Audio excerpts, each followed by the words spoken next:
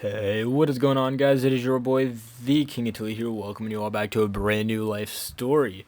So, today, guys, I'm going to be telling you the story of my entire history with the Fire Emblem community. So, a lot of people don't know the full history I have with the Fire Emblem community, and it goes back a long way. So, in 2012, 2013, when I was in 6th grade, I was 12 years old at this time. Like turning 12, turning 13. No, 12 almost. I just turned 12. Sorry. I'm thinking.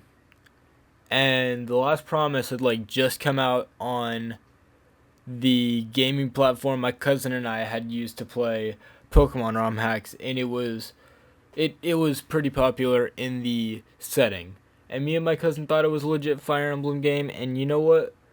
It had been a minute since we'd played Fire Emblem aside from Shadow Dragon, and we're like, you know what? Let's do it.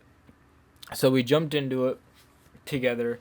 We had literally two desktops right next to each other at the time, and we played through it, and we played up to chapter 20 literally right next to each other. And Shuda became instantly one of my favorite units in that game, and that's a memorable one of the only memorable units I have from that game. But aside from that, after we found out that wasn't a legit game, my cousin was kind of hesitant to play it, but I kind of got interested in it, and I looked up more ROM hacks, and I found Marky Joe 1990 because of it. I found Fire Emblem because of it, and I played through that by myself.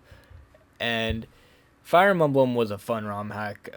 If you guys don't know what that was, and another version came out after I had taken on my first alias, and actually I had hit up Marky Joe 1990 for help in creating ROM hacks, though it never really went through. Now I could probably actually do a good bit by myself, just because I know what I'm doing.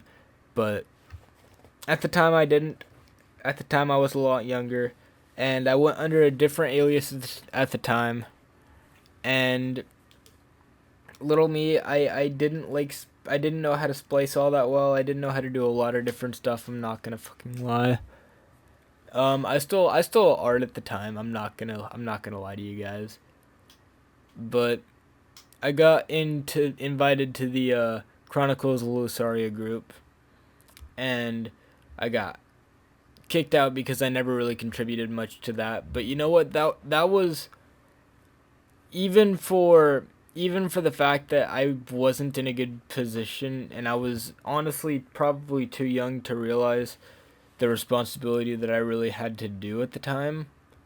It was still an honor to be, working with somebody around the likes of Marky Joe at the time.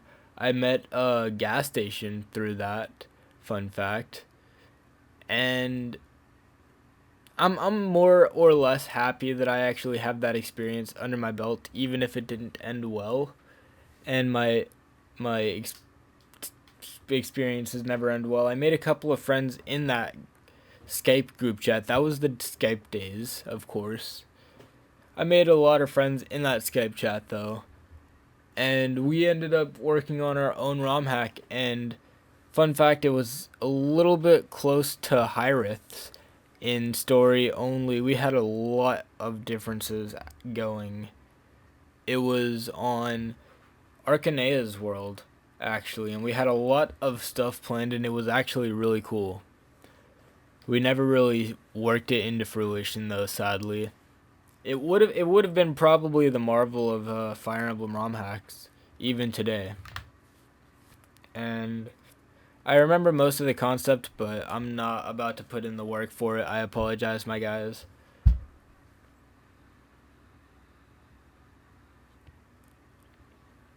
Nevertheless,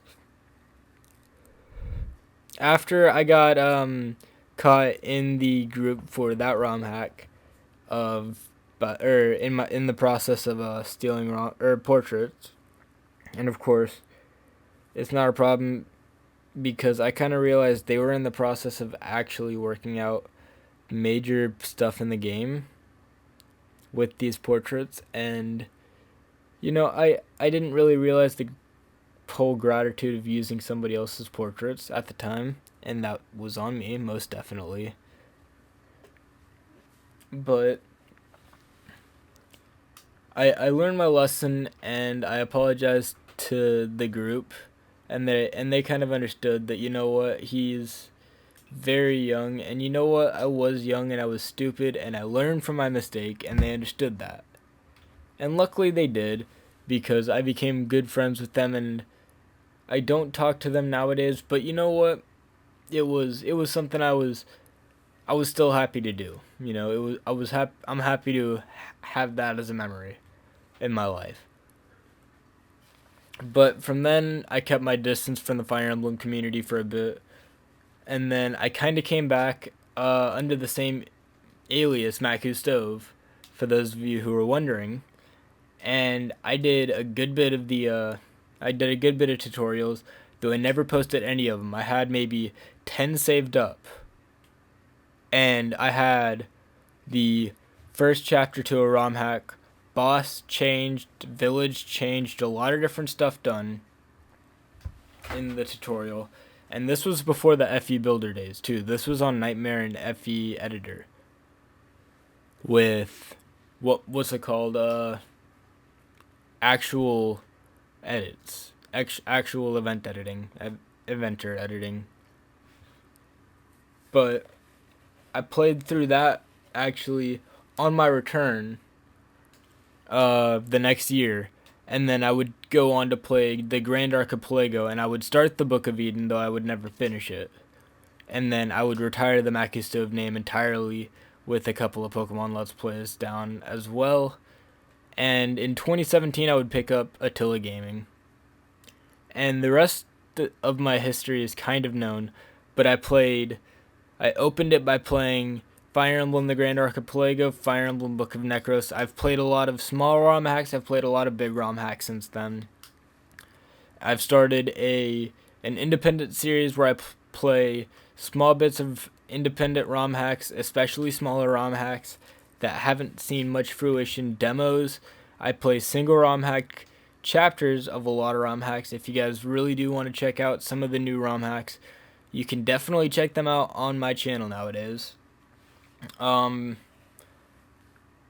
it's honestly, personally for me, I've come a long way, and I still have a long way to go, but I'm happy to be here. I don't know.